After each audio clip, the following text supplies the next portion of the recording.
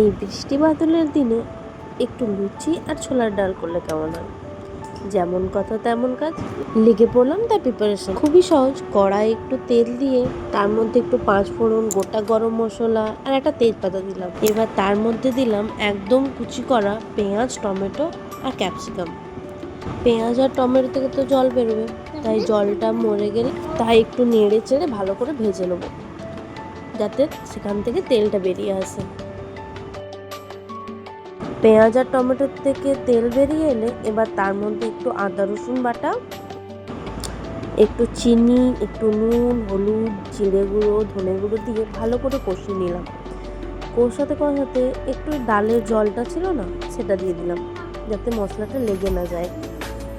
এবার এই মশলাটাকে ভালো করে কষিয়ে নেবো যতক্ষণ না মশলাটা থেকে তেল বেরিয়ে আসে। তেল বেরিয়ে এসেছে, আর এইদিকে কুকারে আমি ছোলার ডাল আর আলুটাকে সিটি দিয়ে রেখেছিলাম। এবার সেটাকে দিয়ে দিলাম, একটু নেড়ে চেড়ে ঢাকা দিয়ে দেবো, যাতে ডালটা নুন আর মিষ্টিটা ভালো করে মিশে যায়। বাস, ঢাকাটা খুলে এবার আলু মশলাটা দিয়ে একটু ভালো করে ম্যাশ করে নেবো, যাতে দেখতেও ভালো লাগে, খেতেও ভালো হয়। আর অন্যদিকে লোহার কড়াই চাপিয়ে তাতে তেল গরম করে লুচিটা ছেঁকে নিই। বাস, রেডি আমার ফুলকো ফুলকো গরম লুচি, ছোলার ডাল।